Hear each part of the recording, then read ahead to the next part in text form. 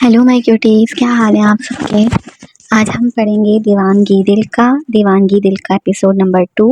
Let's see आगे क्या होने वाला है। वो आंखें मूंदे मूंदे बेचारी से हंसा। कोई हद पार वो नहीं करना चाहता था और जिस तरह से वो कुछ देर पहले उसके लिए रोई थी, उससे दूर रहना एकदम से बहुत मुश्किल लगने लगा था। अपने मुंह और जज्बात से डरकर वो जिस मुश्किल से अंदर जाने की बजाय उसे साथ लिए वहां बैठा था, ये सिर्फ वही जानता था। वरना उसके मासूम से चेहरे, नाजुक सरापे और उसके वजूद से उड़ती हुई खुशबू ने तो उसका ईमान डगमगाने में कोई कसर नहीं छोड़ी थी। क्यों? उसकी बात पे ध्यान दिए बगैर वो यूं ही उसके सीने पे चेहरा रखे रखे मासूम से लहजे में बोली। असफद ने आंखें खोलते हुए बोझल निगाहों से उसका चेहरा देखा और उसके गिर्द अपना हिसार मजबूत कर लिया। उसका ऐसे करने पर सिबा ने आहिस्ता से आंखें खोलकर एक पल के लिए उसको देखा। वो भी अभी तक एंगेजमेंट वाले हुलिये में ही था। उसकी तरह उसने भी अभी तक चेंज नहीं किया था। फिर भी वो यूं फुर्सत से उससे लिए वहां बैठा था, जैसे उसका पूरी रात उस हुलिये में वहां गुजारने का इरादा हो। चले ना। वो मजीद सख्ती से उससे लिपट गया। उसे अब वहां बैठे बैठे ठंड लगने लगी थी। असवद ने फिर से बारी बारी उसकी आंखों पर अपने लब रखे और फिर बेबसी भरी दूसरी सी आवाज में उसके कान में बोला, कोई गुस्ताखी हो जाएगी। अपने जज्बात के आगे बेबस होकर वो उसे मजीद मुश्किल में नहीं डालना चाहता था, वरना दिल तो हद पार करने का चाहता था। दिन का की रात पहली बार उसके करीब आते हुए उसे अंदाजा ही नहीं था कि उसके बाद दिल यूं उसे पाने के लिए हिमकने लगेगा। उसकी सरगोशी नुमा आवाज़ सुनकर एक पल के लिए सिबा का दिल बिल्कुल रुक सा गया। उसने सख्ती से उसकी शर्ट अपनी मुट्ठी में भींच ली। कुछ लम्हे लगे थे उसकी बात को समझने के लिए। उसकी बात का मतलब समझते उसने पलकें उठाकर ट्रांस किसी कैफियत में उसका चेहरा देखा। वो यूं ही उसे अपने हिसार में लिए आंखें मूंदे गहरी सांस लेता हुआ उसके बालों से उठती खुशबू अपने अंदर उतार रहा था। उसके सीने से अपना चेहरा उठाकर उसने आहिस्ता से उसके कंधे पे रखा तो उसके कंधे पे चेहरा ठिकाती हुई वो एक टिक उसे देखती धीमी सी आवाज में बोली। वो दुम साधे उसके बोलने का इंतजार करने लगा। हमारा तो निकाह हो चुका है, वो हिचकिचाकर बोली थी। असफद ने बेसाख्ता गर्दन मोड़कर उसका चेहरा देखा, जो उसे रोकने की बजाय मजीद शय दे रही थी। उसकी यूं देखने पर उसने फौरन से अपनी पलकें झुका ली। वो बेखुद सा उसकी लड़ती हुई पलकें देखने लगा। उसके चेहरे पे बेचैनी, घबराहट और बेशुमार रंग थे। असफद ने उसके गाल पे अपना हाथ रखा, झुककर फिर से उसकी आंखों को चूमा। रुखसती तो नहीं हुई। उसकी एक टिक देखता हुआ बोझल से लहजे में बोला था। शायद वो उसकी बात का मतलब नहीं समझी थी, या फिर वो शायद समझ गई थी, लेकिन फिर भी उसे वो हर हाल में बस अपने पास चाहिए था, चाहे जैसे भी सही।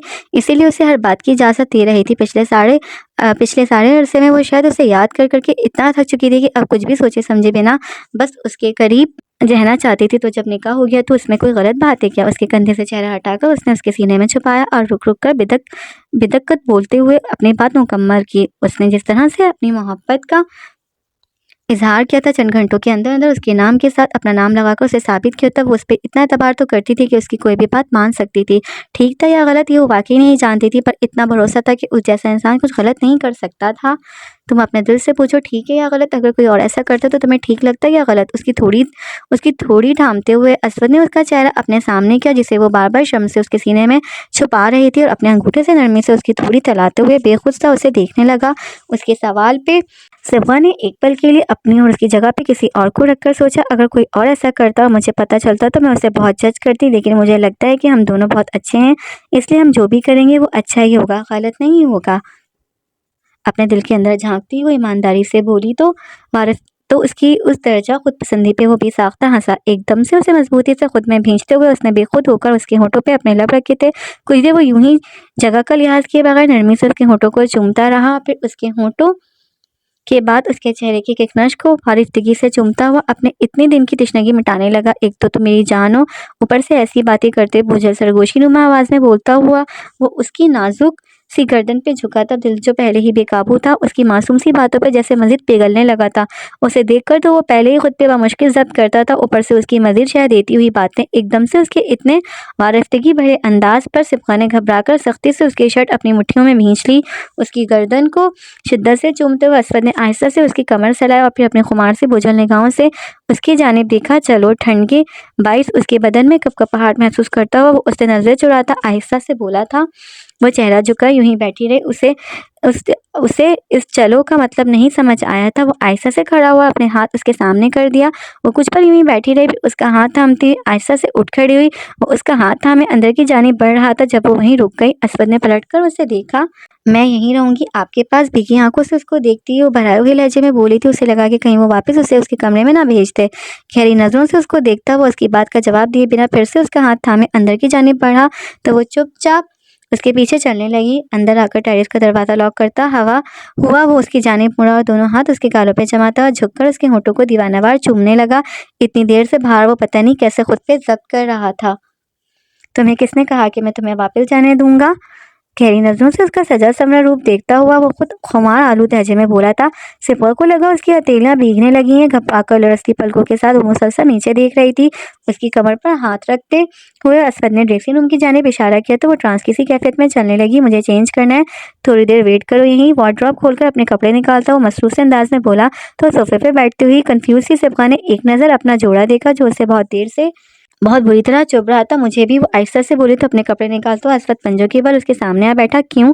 अपने खुमार आलूद निगाहों से उसको देखता हुआ वो बोझल से लहजे में बोला था। सिबगा ने घबराकर निगाहें झुका ली। बाहर बड़े बड़े दावे करने के बाद अब सिर्फ उसकी नज़रों से ही सारा कॉन्फिडेंस हवा हो गया था। ये बहुत अनकंफर्टेबल है, उसने हिचकिचाते हुए उसे बताया। अब वो सारी रात इसी जोड़े में तो नहीं गुजार सकती थी। असफद ने एक नज़र अपने हाथ में मौजूद कपड़े देखे जो उसने अपने लिए निकाले थे। फिर मेरे पास और कपड़े नहीं है, वो संजीदगी से बोला। तो उसकी बात पे सिबगा ने हैरानगी से उसे देखा। फिर एक नज़र वार्डरोब पे डाली जो उसके कपड़ों से भरी हुई थी। कितनी ही बार उसकी गैर मौजूदगी में वो आकर उन्हें सूंघकर उसकी खुशबू महसूस कर चुकी थी, पर ये अब वो उसके सामने तो नहीं बोल सकती थी कि उसकी गैर मौजूदगी में वो उसकी चीज़ों में घुसती है। क्यों? उसके कंधे पे निगाहें टिकाए वो मध्यम परेशान से लहजे में बोली थी। उसके चेहरे पर पहली परेशानी देखकर असफद की लबों पे बेसाख्ता मुस्कुराहट उभरी। उसे जबड़े भींचते हुए अपनी मुस्कुराहट छुपाई। क्योंकि मैं गरीब हूँ, उसके चेहरे को नजरों में बसाता हुआ वो उसे संजीदगी से बोला था। सिब्बर को एक पल के लिए याद आया कि किस फयाजी से असीर और आबिल और यहाँ तक कि उसामा भी उसके पैसे उड़ाते थे। गरीब तो वो हरगिज नहीं था। असवद ने तिरछी नजरों से उसकी उंगली में मौजूद अपनी पहनाई गई डायमंड रिंग देखी। अगर तुम मुझे अपनी रिंग दे दो तो मैं उसे बेचकर अपने लिए कपड़े ले लूंगा। सिबका ने घबराकर फौरन से अपना दूसरा हाथ अपने रिंग वाले हाथ पे रखते हुए उसे छुपाने की कोशिश की। ये रिंग तो वो मरकर भी किसी को नहीं दे सकती थी। उसके इस अंदाज और चेहरे पर फैलती परेशानी देखकर वो बेसाख्ता चेहरा झुकाकर हंसने लगा। वहाँ आपकी साइड टेबल की दरवाजे में पैसे हैं, उनसे ले लें। वो उसी परेशान से लहजे में हिचकिचाकर बोली। साफ साफ इनकार करना भी अच्छा नहीं लग रहा था। वो क्या सोचता कि वो उसे अपनी एक रिंग भी नहीं दे सकती, और ये तो फिर दी भी उसी ने थी। मैं अपने रूम में जाकर चेंज कर आती हूँ। एक नज़र उसको देखती हुई वो उसे निगाहें चुराकर धीमी आवाज़ में बोली। कपड़े तो उसके पास थे, शायद वो उसे अपने कपड़े देना नहीं चाह रहा था। नहीं, वहाँ नहीं जाना। वो उसके माथे पे बिंदिया ठीक करता हुआ उसके चेहरे पे आते बाल उसके कान के पीछे अड़सता हुआ बोला। सिपका का दिल एकदम जोर जोर से धड़कने लगा। शायद वो ये चाह रहा था कि वो चेंज ना करे बल्कि यही पहने रखे, या फिर पता नहीं बाहर वाली बात का क्या फैसला हुआ था, उसे वो भी समझ नहीं आ रहा था।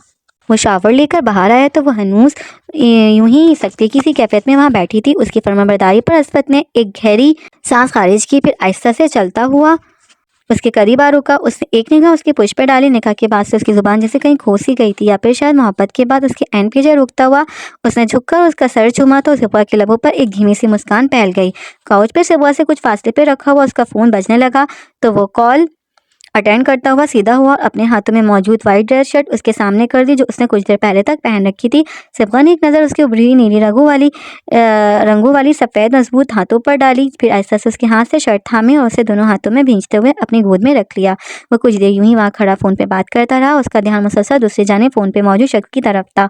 फिर यूं ही फ़ोन पे बात करते करता बाहर चला गया। सिबगा ने परेशान से चेहरे के साथ एक नज़र अपनी गोद में मौजूद उसकी शर्ट पर डाली और सख्ती से उसे दोनों मुट्ठियों में भींच लिया। एकदम से घबराहट होने लगी थी। कहने और करने में फ़र्क था। उसने उंगलियों की पोंछ से अपने चेहरे पे आया हुआ पसीना साफ किया। फिर दरवाजे को देखा, फिर दोबारा से अपने हाथ में मौजूद शर्ट को। उसका क्या मतलब था? कुछ देर वो तजब्जुब से वहीं बैठी रही। फिर उठकर आहिस्ता से ड्रेसिंग रूम का दरवाज़ा लॉक किया। फिर वहीं दरवाजे के साथ टेक लगाकर खड़ी हो गई। हाथ ढीले से अंदाज में पहलू में गिरे थे। क्या वो उससे बात करे, लेकिन कैसे और क्या पता उसने सिर्फ पहनने के लिए दी हो, क्योंकि वो चेंज करना चाहती थी। उसके सिवा और कोई मतलब ना हो। ऐसे में खुद से बात करके कितना ऑकवर्ड लगता। अगर उसका ऐसा कोई मतलब ही ना होता। वो गहरी सांस खारिज करके खुद को रिलैक्स करती हुई दरवाजे से हटकर ड्रेसिंग रूम के दरमियान में आई और अपने गले से दुपट्टा निकालकर साइड पे रख दिया। आहिस्ता से अपना जोड़ा उतारते हुए उसने असवद की शर्ट पहनी तो एकदम से उसकी मखसूस खुशबू को अपने अंदर रचता बसता हुआ महसूस किया। एक पल के लिए लबों पे मुस्कान आई। फिर गिरेबान को दोनों मुट्ठियों में जकड़ती हुई ऊपर नाक तक लाई और आंखें मूंद कर सूंघने लगी। वो शख्स जैसे दिलो दिमाग पे हावी हो गया था। कुछ देर यूं ही आंखें मूंद कर वो उसकी खुशबू अपने अंदर उतारती रही। फिर आहिस्ता से गहरी सांस खारिज करते हुए बाजुओं को फोल्ड करने लगी। बाहर जाने से पहले उसने एक पल के लिए खुद को शीशे में देखा था। अगली ही पर अपनी टांगे देखते उसने सख्ती से आंखें मीच ली। एकदम से शर्म और घबराहट हावी होने लगी थी। उस हालत में उसके सामने कैसे जाइए तो बहुत ज़्यादा ही हो गया था। ठीक है, शौहर था, पर शर्म भी कोई चीज़ थी। वो कौन सा हर वक्त क्यों उसके सामने घूमती थी। दरवाजे के करीब आते हुए उसने आहिस्ता से अपनी हथेलियां एक दूसरे के साथ रगड़कर हाथों की लग्जिश पे काबू पाने की कोशिश की। फिर आहिस्ता से जरा सा दरवाजा खोला। वो दोनों पैर फर्श पे धरे बेड के किनारे पे बैठा था। दरवाजे की आवाज़ पे उसने फ़ोन से सर उठाकर उसकी जानिब देखा। वो हिचकिचाकर बाहर आई और वहीं दरवाजे से टेक लगाकर खड़ी हो गई। असवद को यूँ लगा जैसे उसके इर्द गिर्द हर शय ठहर सी गई हो। उसकी वाइट शर्ट में मलबूस वो परेशान से घबराए हुए चेहरे के साथ वहाँ खड़ी थी, देख कहीं नीचे रही थी, शायद अपने पैरों को। उसने एक नज़र उसका मासूम सा घबराया हुआ चेहरा देखा। दोनों हाथ नीचे सामने पहलू में बांधे रखे थे। फिर पर कुछ देर बाद एक हाथ ऊपर लाती हुई उंगलियों की पुष्ट चेहरे पर उमड़ती हुई नमी साफ कर रही थी। उसके चेहरे से नीचे निगाहें सरकाते हुए उसने एक नज़र उसकी सफ़ेद शफाफ टांगों पे डाली। दोनों टांगें सख्ती से एक दूसरे के साथ जोड़े हुए वो एक पैर दूसरे के ऊपर धरे खड़ी थी। उसके गले में गिल्टी उभरकर मासूम हुई। फिर दोबारा से उसका चेहरा देखा। उसकी नज़रें खुद पे महसूस करके सिबगा ने हाथों से अपनी टांगों को छुपाने की कोशिश की, पर हाथ भी बामुश्किल वहीं तक पहुंच रहे थे जहाँ तक शर्ट थी। कुछ देर वो यूं ही शौकी सी कैफियत में उसे देखता रहा। फिर बेइख्तियार माथे पीटने के से अंदाज में सर पे हाथ मारता हुआ पागलों की तरह हंसने लगा। सिबगा ने बढ़ाई आंखों से उसको देखा। भला इस सूरत हाल में इस तरह हंसने का क्या मतलब था? वो भी तहाशा हंसता हुआ बेड से खड़ा हुआ सरस से उस तक आया। मेरी जान, एक पल में उसकी कलाई खींचते हुए असवद ने उसे अपने सीने से लगाया और सख्ती से उसे बाजू में भींचते हुए उसी तरह हंसते हंसते उसके चेहरे पे अपना चेहरा गिराया था। मेरा मतलब था कि ये पहन लो, उसके साथ जो दिल चाहे पहन लो, या उसके अलावा जो दिल चाहे वो पहन लो, कुछ भी पहन लो। पागलों की तरह हंसता हुआ वो मुश्किल रुक कर बोला था। उसके सीने से लगी सिबगा पर घड़ों पानी आन गिरा। उसने घबराकर सख्ती से अपनी आंखें मींची। शर्म एकदम से शर्मिंदगी में तब्दील हुई थी। वो उसे चेंज करने के लिए वहां छोड़कर आया था। वो यूं बगैर कुछ पहने सिर्फ उसकी शर्ट में उसके सामने खड़ी थी। जिस तरह से उसने उसे शर्ट थमाई थी, उससे तो वो यही समझी थी कि वो शायद उसे बस ये शर्ट पहनने का बोल रहा था। उसे मजबूती से अपने सीने में भींचते हुए वो हनूस नहीं पागलों की तरह हंस रहा था। एक लम्हे के लिए उसने अपनी हंसी कंट्रोल करने की कोशिश नहीं की थी। सिबगा ने वहाँ मुश्किल अपनी आंखें खोली। जिस तरह से वो हंस रहा था उससे मजीद शर्मिंदगी होने लगी थी। एक झटके से उससे अलग होती हुई वो वापस से अंदर ड्रेसिंग रूम में भागी। वो उसके पीछे ही आया था। उसके कदमों की आवाज़ सुनती ही वो वार्डरोब की तरफ जाने की बजाय जल्दी से वहाँ कॉच पे बैठ गया और दोनों हाथ टांगों पे रखते हुए उन्हें छुपाने की कोशिश की। उसके सामने वार्डरोब तक चलकर जाने के बाद मतलब था टांगों की मजीद नुमाइश करना। उससे अच्छा था कि वहीं एक जगह बैठ जाती। असवद ने एक नज़र उसकी पुश पर डाली जो दूसरी तरफ रुक के चेहरा झुकाए बैठी थी। फिर कुछ फासले पर स्टूल पे पड़ा हुआ उसका दुपट्टा देखा। झुककर उसे उठाता हुआ उस तक आया और उसके चेहरे पे निगाहें जमाए आहिस्ता से उसके सामने कर दिया। सिबगा ने जल्दी से उसे थामते हुए अपनी टांगों पे फैला लिया। शेफून का बारीक सा दुपट्टा पूरी तरह ना सही पर कुछ हद तक उन्हें छुपाने में कामयाब हो ही गया था। वो यूं ही बेखुद उसे देखता हुआ रिलैक्स अंदाज में उसके सामने फ्लोर पे बैठ गया। सिबगा ने चेहरा मजीद झुका लिया, हाथ गोद में धरे थे। शर्मिंदगी हद से सिवा थी। उसे कौन सा शौक था यूं उसके सामने जाने का? उसके चेहरे पे निगाह टिकाए असवद ने उसकी शर्मिंदगी भांपते हुए नरमी से उसकी गोद में धरे हुए दोनों हाथों को थाम लिया। कुछ देर वो नरमी से उन्हें सहलाता रहा। फिर झुककर बारी बारी उन पे अपने लब रखते हुए उसे नरमी से चूमा। बहुत सारी बातें हैं, कहाँ से शुरू करूं? उसके चेहरे की जानिब देखता हुआ मध्यम से लहजे में बोला था। सिबगा चेहरा झुकाए जरा सा मुस्कुराया। शर्मिंदगी कुछ कम हुई थी। सबसे अच्छी बात, उसकी जानिब देखे बगैर वो यूं ही पलके झुकाए बोली। तो एक पल के लिए असवद ने याद किया कि सबसे अच्छी बात कौन सी थी। अगले ही लम्हे उसके लबों पे जानदार मुस्कुराहट फैल गई। ठीक है, मुझसे शादी करोगी नेक्स्ट मंथ? उसकी बात सुनकर सिबगा के लबों पे फैली मुस्कुराहट एकदम गहरी हुई थी। गाल खुद ब खुद सुर्ख पड़ने लगे। हाँ, वो यूं ही चेहरा झुकाए अपनी रसती आवाज में फौरन से बोली। वो कुछ देर यूं ही बेगुस्सा उसका झुका हुआ सुर्ख पड़ता चेहरा देखता रहा और फिर झुककर दोबारा से उसके हाथ चूमे। उसके हाथों में वाज़ेह लग्जिश थी। आहिस्ता से उन्हें सहलाता हुआ वो फिर से सीधा होकर उसका चेहरा देखने लगा। फिर गला खंगार कर जैसे खुद को मुश्किल बातों के लिए तैयार कर रहा हो। शादी के बाद कहाँ रहोगी? उसका चेहरा देखता हुआ आहिस्ता से बोला था। एक पल के लिए सिबगा का दिमाग बंद हुआ। उसने उसका सवाल का मतलब समझने की कोशिश की। यहाँ या फिर मेरे साथ? उसने अपने सवाल की वजाहत की तो सिबगा के चेहरे पर एकदम से परेशानी छा गई। जहाँ आप कहेंगे। कुछ देर वो यूं ही खामोश से बैठी रही। फिर आहिस्ता से बोली। असवद ने गहरी नजरों से उसे देखा। क्यों? जहाँ मैं कहूँगा वहाँ क्यों? जहाँ तुम चाहती हो वहाँ क्यों नहीं? तुम कहाँ रहोगी ये फैसला मैं कैसे कर सकता हूँ? उसका चेहरा देखता हुआ वो संजीदगी से बोला था। उसकी बातें वो एक पल के लिए कंफ्यूज हुई। फिर जो दिल में आया बोल दिया। एक ही बात है, मुझे आप और मैं एक दूसरे से अलग नहीं लगते। वो मासूमियत से बोली तो असवद ने सरस से उसको टोक दिया। नहीं, एक बात नहीं है, तुम सिबगा हो, मैं असवद हूँ, तो हम दो अलग अलग इंसान हैं। तुम्हारी जिंदगी का हर फैसला मैं कैसे कर सकता हूँ? उसके यूं टोकने पर वो एकदम से खामोश हो गई। चेहरे पर एकदम रंजीदगी छाई थी। वो तो कभी उसको खुद से अलग नहीं समझती थी। उसकी तासुरात देखते हुए असवद ने गहरी सांस खारिज की और आहिस्ता से अपने हाथों में मौजूद उसके हाथ दबाए। तुम निकाह के बाद बहुत बदल गई हो। अगर तुम ये सब कुछ मुझे अच्छा लगने के लिए कर रही हो तो मत करो। मुझे ऐसी लड़कियां पसंद ही नहीं है। मुझे तुम वैसी ही पसंद थी जैसी तुम हमेशा से थी। मेरे लिए खुद को बदलने की ज़रूरत नहीं है तिब्का। मुझे बीवी चाहिए, रोबोट नहीं। वो नरमी से बोला था। वो बस चुपचाप उसकी बात का मतलब समझने की कोशिश करने लगी। बदल तो वो वाकई गई थी। वो अच्छा लगने लगा था तो उसके लिए वो खुद भी उस जैसी बनना चाहती थी। मैं जानता हूँ कि हमारा रिश्ता बहुत मजबूत है। तुम्हें लगता है कि हम एक दूसरे से अलग नहीं है, एक हैं, ठीक है। तो एक एक हम ऐसे भी तो बन सकते हैं कि हम दोनों एक दूसरे के फैसलों को रिस्पेक्ट करें, ना कि सिर्फ मैं हुक्म देता रहूं और तुम बस ये सोचकर उस पर अमल करती रहो कि मुझे अच्छा लगने के लिए तुम वो सब कुछ करोगी जो मैं चाहूंगा। वो उसके हाथ से लाता हुआ रुसान से बोला था। सिब्गा ने गला खंगारते हुए अपना कॉन्फिडेंस बाहर करने की कोशिश की। मैं सब कुछ अपनी मर्जी से करती हूँ। आप मुझे अच्छे लगते हैं, इसलिए मैं किसी भी बात पे आपसे आर्ग्यूमेंट नहीं करना चाहती, कुछ भी, कभी भी। मुझे लगता है ऐसे रिलेशनशिप बहुत टॉक्सिक हो जाते हैं। इसलिए वो चुपचाप उसको देखता हुआ उसके आगे बोलने का इंतजार करने लगा। वो वाकई चाहता था कि वो बोले। वो अभी तक इतना बोलकर फिर से खामोश हो चुकी थी। शायद वो उससे इतनी इम्प्रेस थी कि उसके आगे अल्फाज खुद ब खुद साथ छोड़ने लगते थे। तो आर्ग्यूमेंट ऐसी भी तो अवॉइड किया जा सकता है कि मैं तुम्हारी चॉइसेस को रिस्पेक्ट करूं। मैं भी तो तुम्हारी तरह इंसान हूं। ज़रूरी नहीं कि मेरी कही हुई हर बात ठीक हो, कभी भी मैं भी गलत हो सकता हूँ। सिब्गा ने चेहरा मजीद झुका लिया। उसे तो वो आइडियल लगता था। ये तो कभी सोचा ही नहीं था कि वो भी गलत हो सकता है। असवद ने एक नज़र अपनी शर्ट में मलबूस उसका नाजुक सा सराफा देखा और फिर उसकी टांगों पे फैला हुआ दुपट्टा। और ये भी तुमने इसीलिए किया क्योंकि बाहर मैंने तुमसे जो बातें की उससे तुम्हें लगा कि मैं कुछ चाहता हूँ और तुम्हारा फर्ज है मेरी हर डिमांड पूरी करना। तुमने मुझे मना क्यों नहीं किया?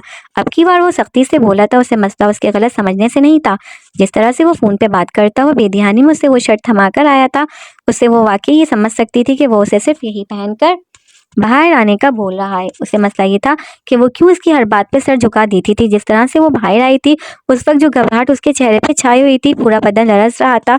उससे वो एक नज़र में पहचान गया था कि वो क्या समझ रही है और कितनी अनकंफर्टेबल है। फिर भी वो यूं उसकी बात पे अमल करती हुई उसको खुश करने के लिए वो पहनकर उसके सामने खड़ी थी। उसकी इस बात पे सिवा के चेहरे पे एकदम से बेपनाह शर्मिंदगी छाई। तुम तो बहुत कॉन्फिडेंट थी, तुम्हें क्या हो गया निकाह के बाद? वो उसका चेहरा देखता हुआ तहीर से बोला। ये वो लड़की तो नहीं थी, मासूम मगर पुरएतमाद और बेफिक्री से। सिब्गा ने लाशऊरी तौर पे उसके हाथों से अपना हाथ छुड़वाते हुए अपनी टांगों पर फैला दुपट्टा ठीक करने की कोशिश की। आंखें आंसुओं से भरने लगी थी। इतनी अच्छी बात के बाद इतनी कड़वी बातें, उससे एकदम से अपनी हरकत पे शर्मिंदगी होने लगी। अपनी थकान से सुर्ख और बोझल होती आंखों से असद ने उसकी आंखों में उमड़ते हुए आंसू देखे और फिर नरमी से उसके दोनों हाथ थाम लिए। सिब्गा ने सख्ती से मुट्ठियां भींच ली। आहिस्ता से उन्हें अपने होठों से नजदीक लाते हुए असद ने बारी बारी नरमी से उन्हें चूमा और फिर झुककर उसकी टांगों पे फैले हुए दुपट्टे के ऊपर से ही उन पे अपने लब रख दिए। सिब्गा एक पल के लिए बिल्कुल साकित रह गई। उसके दोनों हाथ अपने बालों में उलझाता हुआ वो झुककर यूं ही बेखुदी से बार बार आहिस्ता आहिस्ता उसे चूमने लगा। शायद वो उसके आंसू और शर्मिंदगी भांप चुका था, इसलिए अजाला करने की कोशिश कर रहा था। मुझे समझ नहीं आया था, वो कमज़ोर से रुंधे हुए लहजे में बोली थी। असफत के बालों में मौजूद उसकी उंगलियां बिल्कुल साकित थीं। उसकी आवाज़ सुनती असफत ने एक बार आखिरी बार शिद्दत से वहां अपने लब रखे और फिर चेहरा उठाकर उसको देखा। मैं तुमसे बहुत मोहब्बत करता हूँ, ठीक है? उसके दोनों हाथ दोबारा से अपने हाथों में थामकर वो नरमी से उन्हें सहलाने लगा था। सिब्गा ने जवाब दिए बिना निगाहें झुका ली। क्या समझ नहीं आया था? उसने नरमी से पूछा। सिब्गा ने बोलने के लिए लब फाक किए, फिर सख्ती से उन्हें भींच लिया। शायद उनकी कपकपाहट अपने आंसू छुपाने की कोशिश कर रही थी। ये कि क्यों मना करूं और कैसे मना करूं? वो उसी तरह चेहरा झुकाए झुकाए बोली। लहजे में आंसुओं की आमेजिश थी। बाहर से बात हुई थी पर अंदर आकर जब उसने उसे अपनी शर्ट दी थी उस वक्त वो वाकई उसे मना करना चाहती थी। क्योंकि क्यों क्यों क्यों क्यों कोई छोड़ दूं? कैसे की वजह बताऊं? अगर तू मना करना चाहती तो ये क्यों सोचा कि कैसे मना करूं? वो फिर से लहजा हत्तुल मकदूर नर्म रखता हुआ बोला। उसे उसामा की तरह दो थप्पड़ नहीं लगा सकता था। एक तो लड़की थी, फिर लड़की भी वो जो इतनी पसंद थी, जो पहले मोहब्बत थी, अब मनकूहा और कुछ दिन बाद बीवी बनने वाली थी। वरना जिस तरह से वो बार बार कंफ्यूज हो रही थी, उस जैसे इंसान का पारा चढ़ाने के लिए यही बात काफ़ी थी। क्योंकि आप वो बोलती बोलती हिचकिचाकर रुक गई। वो बेवकूफ़ नहीं थी, लेकिन बातों की नोयत ही ऐसी थी कि उसका एतमाद बार बार खुद ब खुद डोल रहा था। क्योंकि मैं तुम्हारा शौहर हूँ, तो अगर मैं तुम्हें कहूँगा कि कुएं में छलांग लगा दो तो तुम वो भी लगा दोगी? तुम्हारी अपनी कोई सोच नहीं है? वो उसके आधे अधूरे अल्फाज का मतलब समझता हुआ फिर से बेधक अपना लहजा नरम करके बोला था। वो बस चुपचाप यूं ही बैठी रही। सिबका उसने आहिस्ता से उसे पुकारा। उस पर लहजा नरम करने की जरूरत नहीं पड़ी थी। उसका मासूम सा चेहरा देखता हुआ खुद ब खुद नरम पड़ा था। मुझे पता है तुम्हें मैं और हमारा ये रिश्ता बहुत पसंद है और तुम इसे बहुत आइडियलाइज करती हो। फिर भी ये रिश्ता जितना भी खूबसूरत हो, ये हमारी ज़िंदगी का सिर्फ एक हिस्सा है, पूरी ज़िंदगी नहीं है। मैं तुम्हारा शौहर हूँ, शायद मैं दूसरे लोगों के मुकाबले में तुम्हारे सबसे ज़्यादा करीब हूँगा। फिर भी मुझसे अलग तुम्हारी अपनी एक ज़िंदगी है। मैंने तुमसे शादी की है, एक रिश्ता बनाया, कोई सज़ा या कोई कैद नहीं है। Make your own choices, learn to say no. चाहे समझ सामने कोई भी हो, मैं भी गलत हो सकता हूँ। उसामा से झगड़ा हो तो उसे जवाब दे दिया करो। ये मत सोचती रहा करो कि मेरे सामने ज़ुबान खोलोगी तो मैं तुम्हें बदतमीज समझूंगा। मेरे सामने अच्छा इमेज ब्लेड करने की ज़रूरत नहीं है, क्योंकि तुम पहले ही बहुत अच्छी हो। ये सब कुछ करके तुम अपनी पर्सनैलिटी ख़राब कर रही हो। उसकी बातों से जो एतमाद बहाल होने लगा था, उसामा वाली बात सुनकर एकदम फिर से चेहरे पर शर्मिंदगी फैल गया। उसने ये भी नोटिस किया था, वैसे भी मेरे पीछे से जो सलूक तुम उसके साथ करती हो वो सब मुझे अच्छे से पता है। उसके चेहरे पर फैलती हुई शर्मिंदगी देखकर वो शरारत से बोला तो वो बेसाख्ता हंस दी। अब बताओ कहाँ रहोगी? उसको यूं हंसता हुआ देखकर वो मुतमईन होता हुआ बोला था। सिबका ने एक पल के लिए सोचा, फिर पूरे एतमाद से उसकी जानिब देखा। यहाँ मैं असीर बेला उसामा उन सब के बगैर नहीं रह सकती। आप नहीं होते तो मैं आपको मिस करती हूँ, लेकिन उन सब के बगैर तो मैं रह ही नहीं पाऊंगी। वो रुसान से बोली थी। वो वाकई उन सब के बगैर रहने का सोच भी नहीं सकती थी, कम अज कम फिलहाल तो नहीं ना। असफत से निकाह के बाद उसने कभी ये सोचा था कि वो सबको छोड़कर सिर्फ उसके साथ रहेगी? उसका तो ख्याल था कि वो हुरिया और आबिल की तरह यहीं रहेगी हमेशा। आप चाहते थे मैं आपके साथ रहूं? उसने असफत की जानिब देखते हुए झिझक कर पूछा था। उसके सवाल पर उसने गहरी सांस खारिज की। हाँ, लेकिन मैं जानता हूँ कि ये किसी भी सूरत में मुमकिन नहीं होगा, क्योंकि तुम्हें वहीं रहना पड़ेगा जहाँ तुम्हारा एडमिशन होगा। तुम यहाँ ना भी रहो तब भी तुम मेरे साथ नहीं रह सकती। वो रुसान से बोला, फिर उसके चेहरे पे निगाहें जमाए कुछ सोचने लगा। अब मेरी बात सुनो। वो झुककर फिर से बारी बारी उसके दोनों हाथ चूमता हुआ बोला था। सिबका का दिल एक पल के लिए रोका। अभी मजीद कोई और बात भी रहती थी। मसला ये नहीं है कि तुम मेरे साथ नहीं रहोगी, मसला वो है जो सब कुछ तुम मेरे पीछे से सोचती हो, इंतहा पे जाकर कि तुम्हें कुछ हो जाएगा, मैं फिर भी तुम्हारे पास नहीं होऊंगा, वगैरह वगैरह। उसका चेहरा देखता हुआ वो आहिस्ता से बोला तो उसने घबराकर फौरन से निगाहें झुका ली। वो सब फजूल बातें करके तो उसे खुद भी बाद में शर्मिंदगी हुई थी। सिबका, ये सब कुछ सोचना नॉर्मल नहीं है। ये ज़िंदगी है, इसमें क्या होगा क्या नहीं हम में से किसी को नहीं पता। तुम सब लोग यहाँ साथ रहते हो, लेकिन इस बात की क्या गारंटी है कि खुदा ना खास्ता कल को किसी के साथ कोई हादसा हुआ तो सब लोग उसके पास होंगे? वो नरमी से उसका हाथ दबाता हुआ समझाने के से अंदाज में बोला था। जो बातें उसने की थी वो वाकई परेशान हो गया था। नहीं, मैं ऐसा नहीं सोचती। वो तो आप अलग रहते हैं और मुझे पता है कि शायद हमेशा ऐसे ही चलेगा, इसलिए वो शर्मिंदगी से बोली। नहीं, मुझे ऐसा नहीं लगता कि तुम सिर्फ इस बारे में ऐसे सोचती हो। मुझे लगता है तुम बहुत सारी बातों के बारे में बहुत ज़्यादा सोचती हो। जैसे उस रात जब तुम मेरे कमरे में आई थी मेरे प्रपोज करने के बाद, उस वक्त भी तुम मुझे बहुत परेशान थी। बल्कि उन तमाम दिनों में तुम बहुत परेशान थी, और अगर सिर्फ इस बारे में भी सोचती हो तब भी यूं डिप्रेस होकर ये सब कुछ सोचना लग जाना नॉर्मल नहीं है। वो एक पल के लिए रुका। मुझे लगता है यूनिट थेरापी मैं अपॉइंटमेंट लूँ? उसकी बात पे वो बिल्कुल साकित रह गई थी। क्या वो उससे पागल समझ रहा था? पिछली सारी बातें तो ठीक थी, पर ये उसके चेहरे पे फैलता हुआ तगय्युर देखकर असफत ने नरमी से उसके हाथ सहलाए। उसमें कोई बुराई नहीं है सिबका, ये बहुत ज़रूरी है। जब कोई बात आपके जहन को उस हद तक इफ़ेक्ट करने लगे तो इस मसले को वहीं पे रिजॉल्व करना ज़रूरी होता है। और तुम थोड़ी ज़्यादा इंटेलिजेंट होना तो होता है ऐसा लोगों के ये मसला जो वो सोचते ज़्यादा हैं। वो नरमी से बोला था। वो कुछ देर यूं ही चुपचाप बैठी रही, फिर एकदम से बेतहाशा आंसू पलकों से टूट टूट कर गालों पर बहने लगे। असफत आंखें मीचता हुआ सरस से खड़ा हुआ और काउच पर उसके पास बैठते हुए उसके गिर्द बाजू हायल करके उसे अपने सीने से लगा लिया। अंदाजा तो था कि उसे बुरा लगेगा, लेकिन यूं ही रोएगी ये नहीं सोचा था। उसे अपने सीने से लगाता हुआ नरमी से सहलाने लगा। तुम्हें पता है ना, मैं ये सब कुछ इसलिए कह रहा हूँ क्योंकि मुझे तुम्हारी फिक्र है। उसका माथा चूमता हुआ आहिस्ता आहिस्ता उसे थपकता हुआ धीमे लहजे में बोला तो सिबगा ने इस में सर हिला दिया। आंसू इख्तियार से बाहर होकर वही चले जा रहे थे। तुम्हारा मसला ये है कि तुम मुझे मिस करती हो। तुम्हें लगता है ये दुनिया का सबसे बड़ा मसला है। ये मसला मेरा भी है सिबगा, मैं भी तुम्हें बहुत मिस करता हूँ, लेकिन ट्रस्ट में इस मसले के मुकाबले में मेरी बाकी के कंसर्न कहीं ज़्यादा बड़े और मुश्किल हैं। मैं तुमसे मोहब्बत करता हूँ। मैं तुम्हारे पास नहीं होता तो तुम्हारी याद से ज़्यादा बड़ा मसला मेरे लिए होता है कि तुम जहाँ भी हो ठीक हो या नहीं। अगर तुम मेरे पीछे से ये सब कुछ सोचती रहोगी तो ये मेरे लिए बहुत परेशानी की बात है, इसलिए मैं ये सब बातें बोल कर रहा हूँ। उसकी बातें सुनते हुए सिबका ने मजीद करीब खिसकते हुए उसकी कमर के गिर्द बाजू हायल कर लिए। हाल रो रो कर बेहाल था। दुपट्टा कहाँ जा रहा था कुछ होश नहीं था। फिर पर उस शख्स के लहजे से वाज़ेह था वो उसके लिए कितना फ़िक्रमंद है। मैं अभी भी बहुत डबल माइंडेड हूँ। मुझे लगता है कि शादी नहीं होगी तो यूँ अलग रहकर तुम यही सब कुछ सोचती रहोगी, और अगर शादी हो गई तो फिर तुम्हारी एक्सपेक्टेशंस और ज़्यादा बढ़ जाएँगी। तुम और ज़्यादा अटैच हो जाओगी और ज़्यादा मिस करोगी, पहले से भी ज़्यादा ये सब कुछ सोचने लगोगी। फिर भी इन सब रीज़न्स की वजह से मैं मज़ीद तुम्हें खुद से दूर नहीं रख सकता, क्योंकि दूर रहकर भी तुम यही सब कुछ सोचोगी। वो नरमी से उसे सहलाता हुआ बोला। फिर ऊपर से तुम्हारा भाई मेरी बहन को इतना खुश रखता है, तो अब मुझ पे और ज़्यादा प्रेशर है कि मैं भी तुम्हें बिल्कुल वैसे ही खुश रखने की कोशिश करूँ। खुश मैं तुम्हें इस तरह तो बिल्कुल भी नहीं रख सकता कि इतने रोज़ बाद आऊँ तो तब भी तुम मुझसे मिलने के लिए पूरा 3 इंतज़ार ही करती रहो। वो बोलता-बोलता एक पल के लिए रुका था, झुककर उसका चेहरा देखा। फिर अगली बात के जवाब में उसके दूर चले जाने के डर से बाजू मज़ीद मज़बूती से उसके गिर्द बाँध लिए। और अगर मैं बहुत ज़्यादा सच बोलूँ तो मुझे ये भी अच्छा नहीं लग रहा कि मैं इस वक़्त यूँ यहाँ तुम्हें अपने कमरे में लेकर बैठा हूँ। सिबा ने ज़रा से दूर होने की कोशिश की, मगर उसकी मज़बूत गिरफ्त के बाइस हो ना पाई। चेहरा उसने अपने सीने में भींच रखा था, कुछ दिखाई नहीं दे रहा था। उसने टाँगों पे हाथ मारते हुए दुपट्टा ठीक करने की कोशिश की। असवद ने उसकी बेकार कोशिश देखते हुए उसका हाथ थामकर फिर से अपने पुश पे रखा। इस घर में मौजूद सब लोग मुझ पे भरोसा करते हैं सिबा, और उनमें से किसी को ये नहीं मालूम कि तुम इस वक्त यहाँ मेरे साथ इस कमरे में मौजूद हो। और मैं जानता हूँ कि उन्हें मालूम होगा तो उन्हें ये बात अच्छी भी नहीं लगेगी, और ना वो इस बात की इजाज़त देंगे कि तुम्हारे घर वाले मुझ पे भरोसा करते हैं इसलिए उन्होंने मुझे तुम्हारे लिए पसंद किया है। लेकिन हम फिर भी इस वक्त यहाँ साथ हैं, क्योंकि मैं ये भी जानता हूँ कि अब भी अगर मैं तुमसे ना मिलता तो तुम पूरी रात रोकर गुजारती, और मैं तुम्हारी याद में बेचैन होकर, ये जानते हुए कि तुम चंद कदम के फासले पे हो लेकिन फिर भी मेरे पास नहीं हो। मैं तुम्हें देख नहीं सकता, छू नहीं सकता, बात नहीं कर सकता। उसकी आखिरी बात पे इतनी देर बाद पहली दफ़ा सिफा के लबों पर मुस्कुराहट उमड़ी थी।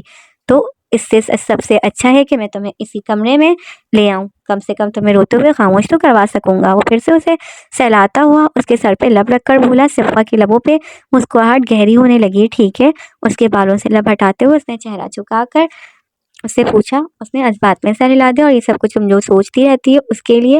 वो बोलता-बोलता रुक गया, तो सिबा ने उसी तरह उससे लिपटे-लिपटे उसके सीने से चेहरा निकालकर उसकी जानिब देखा।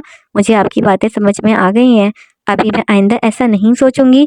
अगर मेरे ज़हन में फिर से ऐसे ख़्याल आए या मुझे लगा कि मुझे थेरेपी की ज़रूरत है तो मैं आपको बता दूंगी। वो पूरे एतमाद से बोली। तो एक टिक उसको देखता हुआ असवद ने उसके माथे पे अपने लब रख दिए। सिबा को अचानक से उसकी वो सब बातें याद आई जो उसने शुरू में उससे कही थी। बल्कि मैं आपको नहीं बताऊंगी, मैं खुद देख लूंगी। वो उसकी बात पे धीरे से हंसा और फिर से उसे खुद में भींच लिया। उसने सीने से लगाते उसने नरमी से उसकी पुश्त सहलाई और फिर उसका चेहरा अपने सीने से निकालते हुए आहिस्ता से उसके होठों को चूमा। मुझे नहीं पता था तुम इतनी प्यारी हो, पता नहीं प्यारी सी से उसकी क्या मुराद थी। सिबका ने मुस्कुराते हुए बेख्याली में पैरों पर रखकर मजीद उसके अंदर सिमटने की कोशिश की, तो असवद ने एक निगाह फिसलते हुए दुपट्टे से छलकती उसकी टांगों पे डाली और उन सेक्सी लेग्स के साथ उस वक्त जिस तरह बैठी हो, इसके पहले चंद अल्फाज सुनते ही सिबका ने सरस से दूर होते हुए नीचे फिसलता दुपट्टा वापस से अपनी टांगों पे खींचा और शिकायती नजरों से उसे देखने लगी। असवद ने हंसते हुए उसका चेहरा दोनों हाथों में थाम कर उसे खुद से नज़दीक खींचा और फिर से शिद्दत से उसके होंठ चूमे। शादी हो रही है हमारी, कॉन्ग्रेचुलेशंस, उसे अपने सीने से लगाकर भींचते हुए वो सरशार से लहजे में बोला, तो वह आंखें मूंदते हुए पूरे दिल से मुस्कुरा दी। शहर के मशहूर मारूफ रेस्टोरेंट में बैठी राबेल ने आदतन पैर झिल्लाते हुए दूर खड़े इब्तिसाम को देखा। एंगेजमेंट को एक हफ्ता बीत चुका था। सिबगा और असफद की शादी की तारीख तय हो गई थी, इसलिए हर कोई अपनी अपनी तैयारियों में मसरूफ था। उस वक्त भी वो दोनों शॉपिंग के बाद डिनर के लिए आए थे। जब डिनर के बाद इब्तिसाम को वहाँ अपने कुछ दोस्त दिखाई दिए तो वो उठकर उनसे मिलने के लिए चला गया। राबेल ने एक नज़र टेबल पे रखा हुआ उसका फ़ोन देखा और फिर बिल्कुल गैर आदी तौर पर उसे उठा लिया। फिंगरप्रिंट लॉक देखते हुए उसने बेजार होकर फ़ोन वापस से टेबल पे रख दिया। अपने दोस्तों से बातें करते अब तो सामने एक निगाह उस पर डाली तो उसने उस बेजार सी बुरी सी शक्ल बनाकर दिखाई। वो बैठे बैठे बोर हो चुकी थी। उसके एक्सप्रेशंस पे वो हंसता हुआ मुड़कर अपने दोस्तों से इजाज़त लेने लगा और फिर तेज़ी से उसकी जानिब बढ़ा। उसको यूं एक इशारे पे अपनी तरफ आता हुआ देखकर राबिल मुस्कुराई। हाँ जी चलें, वो उसके नज़दीक आकर बोला तो वो मुस्कुराकर पर्स उठाती हुई खड़ी हो गई। फिर कुछ याद आया, अपना फ़ोन अनलॉक करके दें। वो इब्तिसाम से बोली तो उसने अपना फ़ोन अनलॉक करते हुए उसके हाथ में थमा दिया। वो व्हाट्सएप खोलकर बेमकसद स्क्रॉल करने लगी। गाड़ी में बैठते हुए इब्तिसाम ने तिरछी निगाहों से उसे देखा जो फ्रंट सीट पर बैठी हुई उसकी व्हाट्सएप चैट देख रही थी। खैरियत, गाड़ी स्टार्ट करता वो उसकी जानिब देखे बगैर बोला। उसे लगा था कि शायद उसे कोई कॉल करनी होगी, इसलिए वो उसका फ़ोन मांग रही है, पर वहाँ तो तलाशी चल रही थी। क्यों, कोई मसला है क्या? उसके इस तरह पूछने पे वो फ़ोन से सर उठाती हुई फ़ौरन से उसकी जानिब देखकर बोली, नहीं क्या मसला होगा? वो फ़ौरन से संभल कर बोला और गाड़ी पार्किंग से निकालने लगा। राबेल ने बेजार होकर फ़ोन डैशबोर्ड पे रख दिया। वो उसे अच्छी तरह खंगाल चुकी थी। अक्लमंद है, फ़ोन में कुछ नहीं रखते। उसको देखती ही वो दाँत देने से अंदाज में बोली। वो बेसाख्ता कहके लगाकर हंस पड़ा। तुम्हें क्या चाहिए था? गाड़ी में नोट पे दौड़ाता हुआ महफूज होते हुए लहजे में बोला। मुझे लगा 3-4 गर्लफ्रेंड रखी हुई होंगी, किसी एक्स के साथ कोई चैट पकड़ी जाएगी। कुछ भी नहीं मिला। वो मायूस होती हुई बोली तो उसका कहका मजीद बुलंद हुआ। तुम्हें मैं इतना बेवकूफ़ लगता हूँ कि पकड़ा जाऊँगा या तुम्हें पता लगने दूंगा? वो हंसता हुआ बोला तो राबेल ने शौकी सी कैफियत में उसको देखा। उस घर के क्या सभी मर्द ऐसे थे? पहले मुस्तजा, फिर उसामा, अब वो सदमे भरे तासुरात से उसका चेहरा देख रही थी। मजाक कर रहा हूँ यार। वो उसके एक्सप्रेशन देखकर वो उसका हाथ थामता हुआ हंसकर बोला तो राबेल ने तासुर से नफी में सर हिला दिया। मुझे लगता है आपको वाकई में एक दिन बैठकर मुझे तफसील से अपने सारे पुराने अफेयर, सारे स्कैंडल्स बताने चाहिए, क्योंकि मैं उन बातों को बिल्कुल कॉम्प्रोमाइज़ नहीं करूँगी। वो बावर करवाते हुए लहजे में बोली तो इब्तिसाम ने मुस्कुराकर एक निगाह उस पर डाली। इस स्टाइलिश से काफ्तान में कंधों तक आते बाल जबरदस्ती पीछे पोनी में कैद किए, सुर्ख लिपस्टिक से सजे हुए होठों के साथ वो आम दिनों से बढ़कर खूबसूरत लग रही थी। ऐसा कुछ भी ही नहीं है जो बताना पड़े, वो तसल्ली देते हुए अंदाज में आहिस्ता से बोला तो राबेल ने मुतमईन होकर सिट की पूछ से सर टिका दिया। फिर यूं ही सर टिकाए टिकाए चेहरा तिरछा करके उसको देखने लगी। अगर मेरे पास में ऐसा कुछ हो तो मैं आपको बताऊं? उसको देखती वो कुछ देर सोचकर बोली थी। ये नहीं बता सकती थी कि वो कौन था, पर बाकी सब तो बता सकती थी। ईमानदारी का तकाजा तो यही था। उसकी बात पे तो सामने एक नज़र उसके खूबसूरत चेहरे पे डाली। पता नहीं क्यों उससे अनसियत सी होने लगी थी। फिर से सामने देखते हुए उसने दोबारा से उसकी गोद में धरा हुआ उसका हाथ थाम लिया। तुम्हें लगता है मैं इतना नैरो माइंडेड हूँ कि माजी की किसी बात पे तुमसे सवाल जवाब करूंगा? उसकी बात पे राबेल ने तिमानियत से गहरी सांस खारिज करते हुए आंखें मूंद ली।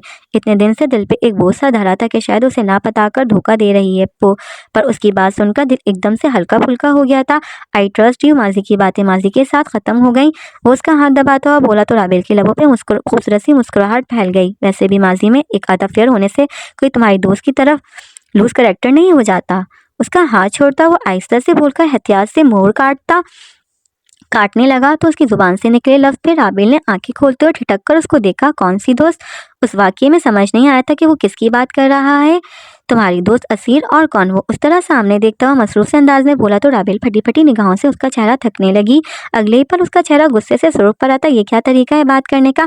आपको अंदाजा है कि आपने उसके लिए क्या वर्ड यूज़ किया है? उसकी जानिब देखती हुआ वो मुश्किल अपने अंदर उमटते हुए इश्तियाल पे काबू पाकर बोली। इब्तिसाम ने रुख मोड़कर एक नज़र उसका रुख सुर्ख पड़ता हुआ चेहरा देखा और फिर नरमी से उसका हाथ सहलाया। उसमें इतना हाइपर होने वाली क्या बात है? जो जैसा होता है उसके लिए वैसे ही अल्फाज इस्तेमाल किए जाते हैं। उसकी बात पे इश्तियाल की एक और शदीद लहर उसके पूरे वजूद में फैल गई। वो अपनी गलती तस्लीम करने की बजाय फिर से वही बात दोहरा रहा था।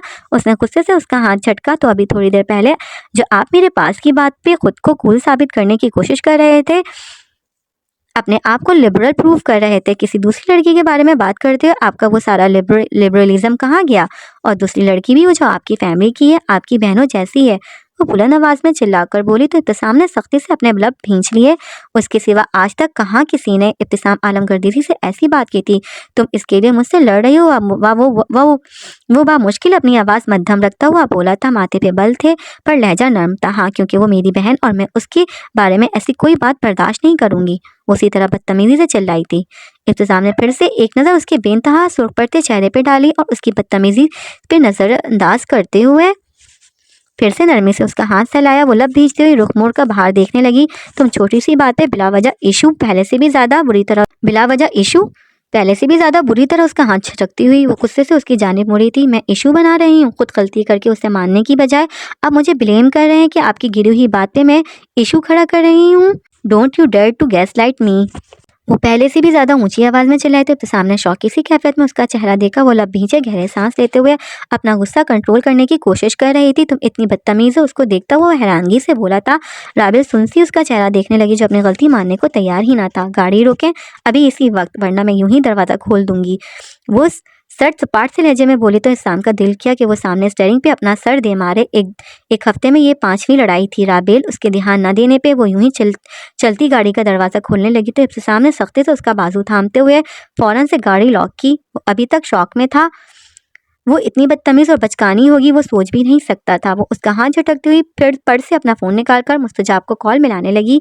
वो उस जैसे इंसान के साथ एक पल भी नहीं रुक सकती थी जो उसकी बहनों जैसी दोस्त के लिए इतने बुरे अल्फाज इस्तेमाल कर रहा था। उसको मुस्तजाब का नंबर डायल करते देखकर उसने सरस से गाड़ी साइड पे रोकी और उसके हाथ से फ़ोन खींचते हुए मजबूती से उसके दोनों हाथ थाम लिए। राबेल उसका चेहरा देखता हुआ अब की बार वो बेचारगी से बोला था वो यूं एक हफ्ते में ही उसे तिगनी का नाच नचाकर रख देगी, ये उसके वहमो गुमान में भी नहीं था।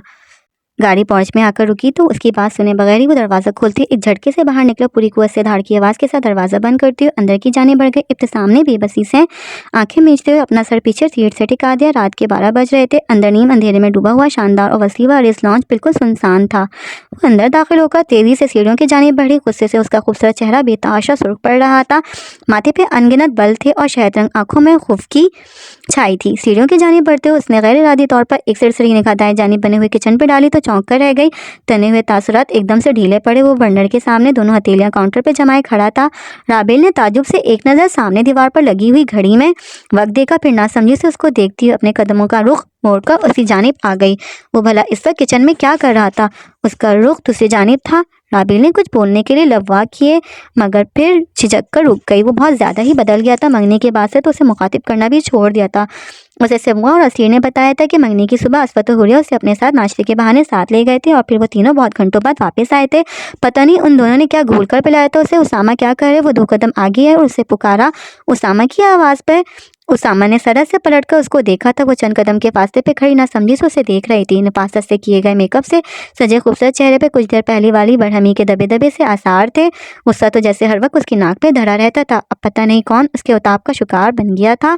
उसके सुर्ख लिपस्टिक से सजे होंठ और हेज़ल ब्राउन आंखें देखता हुआ एक पल के लिए अपने आप समेत सब कुछ भूला था। फिर अपनी नज़रों को लगाम डालता हुआ सरस से वापस रुख पलट गया। चाय बना रहा हूँ, उसकी थकी थकी सी आवाज़ पर राबेल ने फिर से ताज्जुब से उसकी पुछ देखी। उसको चाय बनानी आती थी? उसने तो आज तक खुद से हिलकर पानी का एक गिलास तक नहीं पिया था। शायद उस वक्त तक सुंबुल समेत देगा मुलाजमे अपने अपने क्वार्टर में जा चुके होते थे, इसलिए शायद किसी को जहमत देने की बजाय वो खुद ही वहाँ आ गया था।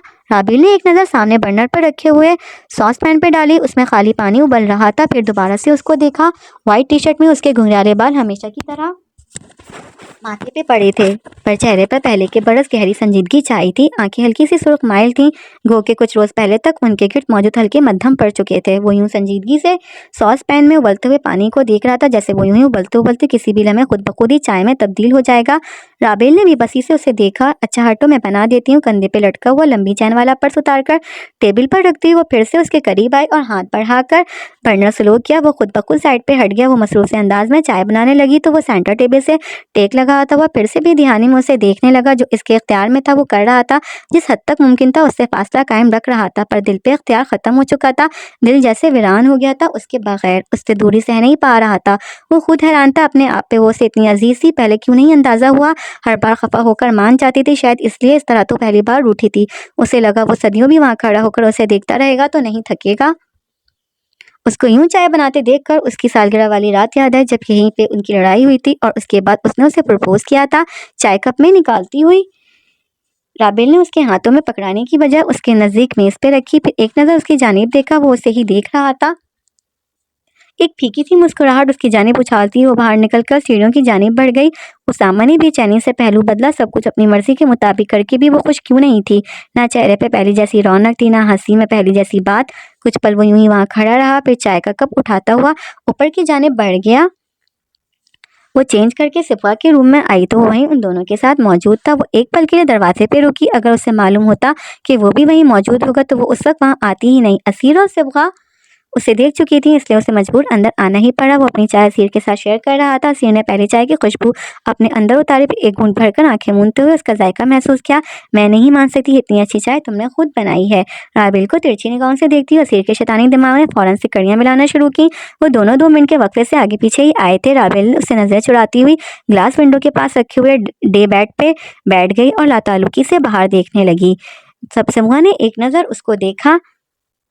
वो चुप चुप सी थी और उससे असीर दोनों को ही पता था कि इब्तिसाम के साथ डिनर पे गई है। पता नहीं क्या बात थी, उसने उसामा के सामने पूछना मुनासिब नहीं समझा। वो निगाहों का जाविया बदलती हुई असीर और उसामा की जानिब मुतवज्जा हो गई। यार तुम सोच सकते हो कि आगा जान को भी पता चल गया कि हम दोनों इतने फारिग बेकार और गए गुजरे हैं कि हम दोनों से कोई भी शादी नहीं करेगा, इसलिए उन्होंने हम दोनों का आपस में ही रिश्ता तय कर दिया। हाँ हाँ हाँ। उसामा के कंधे से चिपकी हुई असीर पागलों की तरह हंसते हुए खुद ही अपना और उसका मजाक उड़ा रही थी। जब से असवत ने उससे वादा किया था कि जो जैसा वो चाहेगी वैसा ही होगा, तब से वो यूं ही खिलखिला रही थी। मतलब तुम्हें लग रहा है ना कि ये कोई बहुत आम सी बात है? नहीं, तुम्हें बात की संगीनी को फील करने की कोशिश करो।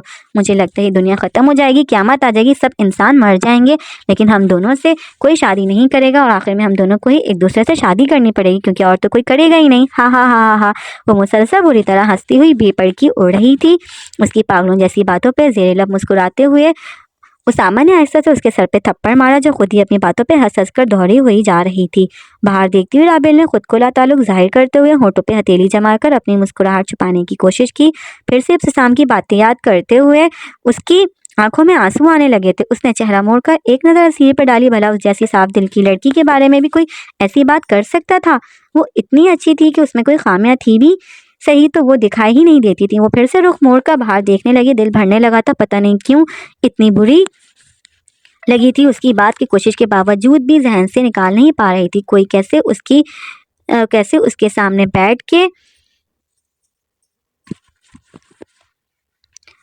इतने धड़ल्ले से उसके लिए ऐसे लफ्ज़ इस्तेमाल कर सकता था? वो सुन भी आई क्यों? वो वहीं पे उसका मुंह क्यों नहीं तोड़ दिया? उसकी आंखों से यके बाद दिगरे तवातर से आंसू बहने लगे। उसे यूं लग रहा था जैसे असीर के बजाय खुद उसके लिए किसी ने ये लफ्ज़ इस्तेमाल किए हों। गहरी सांस अंदर खींचती हुई वो बेसाख्ता सिसकी थी तो उसामा ने फिर से बेचैनी से उसकी पुश्त देखी। वो रो रही थी। असीर और सिबा ने ध्यान नहीं दिया था। तुम देख रहे हो कि हमसे बड़ों की भी लाइफ है, असवद भाई, मुस्तजाब भाई, हुरिया आपे, और हमसे छोटों की भी लाइफ है। उसने जोर जोर से उसका कंधा हिलाते हुए खुद से एक साथ छोटी सिबगा और राबेल की तरफ इशारा किया। और अभी तक नॉन स्टॉप बोल रही थी, सबकी लाइफ मस्त चल रही है, सिर्फ हम दोनों हैं जिनकी कोई जिंदगी नहीं है।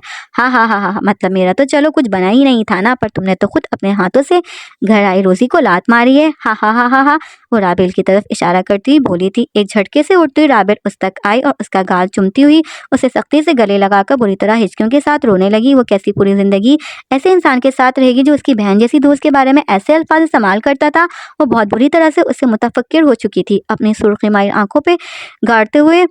आंखें उस पे गाड़ते हुए उसामा ने उसको यूं सिसकता हुआ देखकर सख्ती से अपने जबड़े भींचे। उसे पहले ही अंदाजा था कि वो बहुत देर से रो रही है। असीर शौक की कैफियत में सुनसी बैठी थी। सिबगा घबराकर उठती हुई असीर के करीब आई, उसे खामोश करवाने लगी। एक नज़र उस पर डालता हुआ उसामा खामोशी से उठकर बाहर निकल गया। बहुत देर तक वो दोनों उसे यूं ही खामोश करवाती रहीं। फिर सिबगा उठकर उसके लिए पानी लेने चली गई। असीर ने दोनों हाथों से उसके आंसू साफ किए। तुमसे एक बात पूछूं? उसका हाथ हिलाती वो हिचकिचाकर बोली थी। राबेल ने मेकानकी अंदाज में अजबात में सर हिला दिया। कुछ देर असीर यूं ही खामोशी से उसे देखती रही, फिर लव्वा किए। तुम्हें वो याद आता है? उसके सवाल पर राबेल ने फौरन से सर झुका लिया। कोई और वक्त होता तो उसके सवाल पे वो उसे एक चांटा दे मारती, लेकिन उस वक्त इब्तिसाम की बात की वजह से दिल उसके लिए इतना भरा हुआ था कि वो चाहकर भी सख्ती से उसे टोक ना पाई। प्लीज़ बस एक बार बता दो, सिर्फ एक बार हाँ या ना में सर हिला दो। वो उसके चेहरे के सामने झुकती हुई मुल्तजी से लहजे में बोली थी। राबेल की आंखों से फिर से आंसू लड़ियों की सूरत में बहने लगे। उसने यूं ही चेहरा झुकाए झुकाए आहिस्ता से अजबात में सर हिला दिया। उस जज्बाती लम्हे में वो चाहकर भी खुद को एतराफ़ करने से रोक नहीं पाई थी। असीर ने तकलीफ से उसे देखा और सख्ती से अपनी बेतहाशा सूख पड़ती आंखें रगड़ते हुए उसे गले से लगा लिया। कुछ बताया? सिबगा ने कुछ फासले पे सोई राबेल के बुझे बुझे से चेहरे पे एक नज़र डाली और तासुफ से अपने साथ बैठी हुई असीर से पूछा। वो सो चुकी थी पर वो दोनों अभी तक जाग रही थी। असीर ने नफ़ी में सर हिला दिया। उसामा भी पूछ रहा था बार बार कि क्यों रो रही है। वो फिर से उसको देखती हुई बोली तो असीर ने उसकी निगाहों के ताकुब में एक नज़र राबेल के चेहरे पे डाली। वो खुश नहीं है। उसको देखती हुई वो अफसुर्दगी से बोली थी। असीर की बात पे सिबगा ने एक बार फिर से उसका चेहरा देखा। बज़ाहिर तो वो ठीक ही लगती थी। इब्तिसाम के साथ बाहर जाती थी, शादी की तैयारियां कर रही थी, कभी कभी बहुत एक्साइटेड होती थी, कभी कभी बिल्कुल खामोश हो जाती थी। तुम्हें वाकई लगता है कि उसके दिल में अभी भी उसामा के लिए कुछ है? उसने हिचकिचाकर असीर से पूछा, जो अभी तक खामोशी से राबेल का चेहरा तक रही थी। असीर ने गहरी सांस खारिज की। वो उसे मिस करती है यार। उसे उसी के साथ अच्छा लगता था, वो उसके साथ खुश थी। अब नहीं है वो खुश। उसे वही नल्ला छपड़ी पसंद था, इसीलिए तो इतनी पागल हो गई थी उसके ऐसा करने पे, वरना उसकी बला से वो जो मुँह मर्जी करता। वो रंजीदगी से बोली तो उसकी ज़ुबान से उसामा के लिए निकले हुए अलकबात सुनती सिबगा इतनी परेशानी में में भी बेसाख्ता धीरे से हंसती, फिर गीली सांस अंदर खींचते हुए फिर से सोई हुई राबिल की जानिब देखा। उसने क्यों की फिर इब्तिसाम से भाई से एंगेजमेंट। उसको देखती ही वो तासुर से सर हिलाकर बोली थी, उसामा को दिखाने के लिए।